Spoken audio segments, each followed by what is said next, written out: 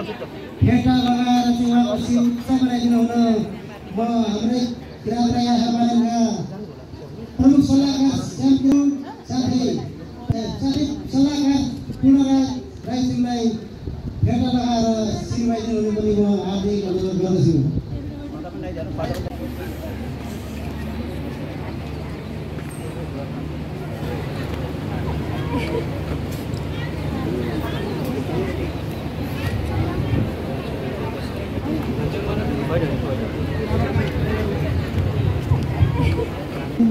ग्रहणको लागि नेपाली राज्य विकास महारानीका श्रम सहकारी श्री सुनिता थापाज्यूलाई हार्दिक अनुरोध गर्दछु।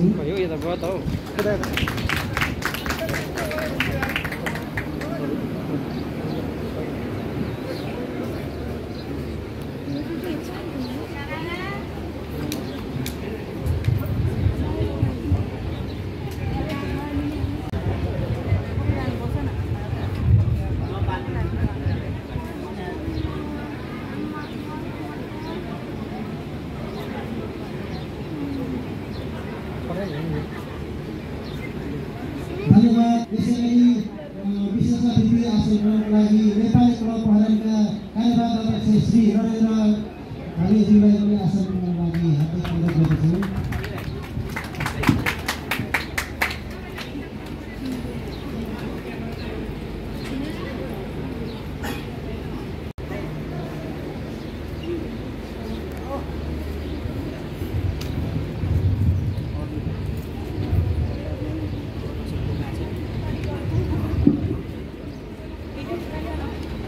धन्यवाद। विशेष अतिथिका आसनको लागि नेपाल मगर सङ्घ महारानीका अध्यक्ष श्री कृष्ण खान्छ मगरज्यूलाई आसन ग्रहणको लागि हार्दिक अनुरोध गर्दछु। कृष्ण खान्छ मगरज्यू।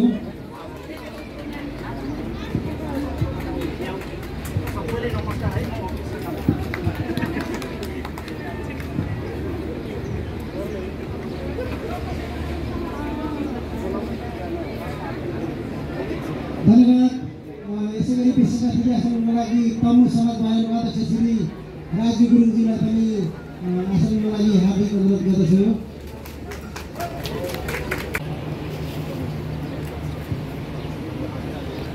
धन्यवाद। विशेष अतिथि आसनको लागि नेपाल तामाङ घिमिरे महारानीका अध्यक्ष श्री पेमा पाखरिन तामाङज्यूलाई हार्दिक अनुरोध गर्दछु।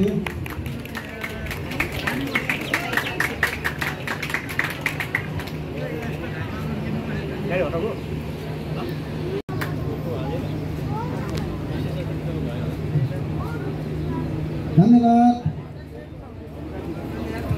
यसैगरी अब किराँत राई महारानीका प्रमुख सल्लाहकार श्री श्याम किराँती राईज्यूलाई आसन ग्रहणको लागि म हार्दिक अनुरोध गर्दछु। मनोज राईलाई पनि किराँत राई महारानीका सल्लाहकार मनोज राईज्यूलाई पनि आसन ग्रहणको लागि म हार्दिक अनुरोध गर्दछु। यसैगरी सुमी बान्ता राईज्यूलाई पनि आसन ग्रहणको लागि म हार्दिक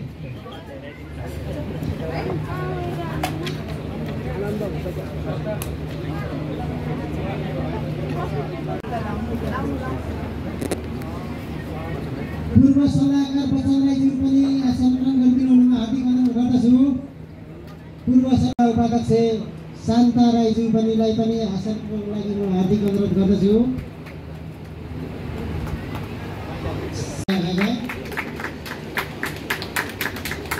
यसैगरी श्री मोमा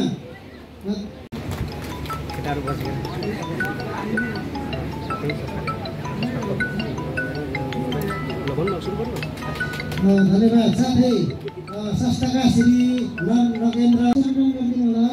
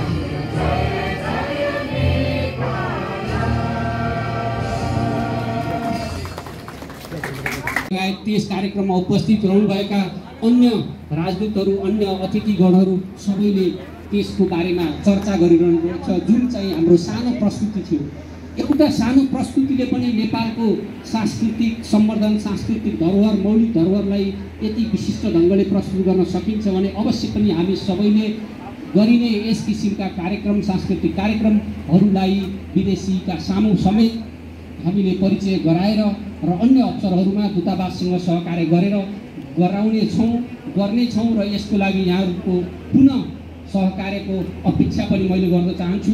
र यसको उदाहरण छँदैछ, गत हप्ता मात्रै हामीले बुद्ध पूर्णिमाको अवसर पारेर सम्पूर्ण बहराइनमा रहनुभएका सम्पूर्ण सङ्घ संस्थाहरूसँगको सहकार्यमा भव्य रूपमा सफल पारेका थियौँ र त्यो सफलता नेपाली कम्युनिटी मात्रसँग नभएर बौद्ध मार्गी अन्य देशकाहरूसँग पनि हामीले गरेका थियौँ र त्यो विभिन्न सञ्चार माध्यमहरूमा पनि अहिले प्रभावित भइरहेको कुरा छ।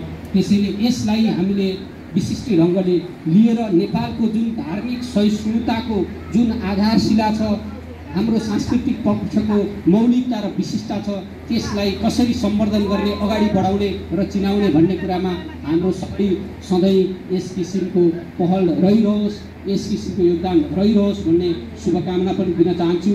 हामी सबैलाई सुन्निमा तथा पारोहाङले शुभकामना दिउन्, रक्षा गरून्, हामी सबैको स्वास्थ्य, सुस्वास्थ्य र प्रगतिको कामना गरून् भन्ने कामना गर्दै यस कार्यक्रममा अतिथिको रूपमा जुन यहाँहरूले बोलाउनु भयो, यो अवसर दिनुभयो, त्यसको लागि पनि म यहाँहरू सबैलाई पुनः हार्दिक आभार व्यक्त गर्न चाहन्छु।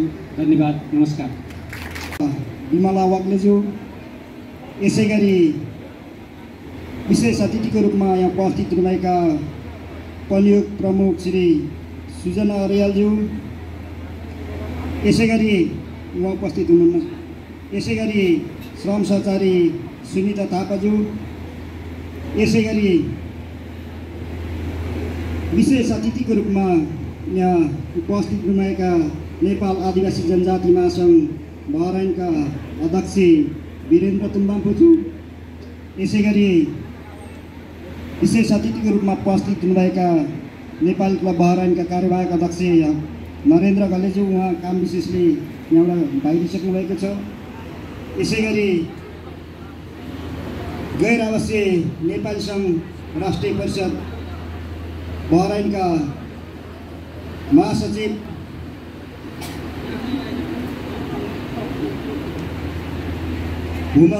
भुवन विमलज्यू, यसै गरी नेपाल मगर सङ्घ बहराइनबाट विशेष अतिथिको रूपमा पाल्नुभएका अध्यक्ष कृष्ण खाम्जा मगरज्यू, यसै गरी विशेष अतिथिको रूपमा उपस्थित हुनुभएका तमु समाज बहराइनका अध्यक्ष राजु गुरुङज्यू, यसै गरी विशेष अतिथिको रूपमा पाल्नुभएका किराँत याक्तुम चुम्लुङ बहराइनका कार्यवाहक अध्यक्ष विक्रम मादेनज्यू,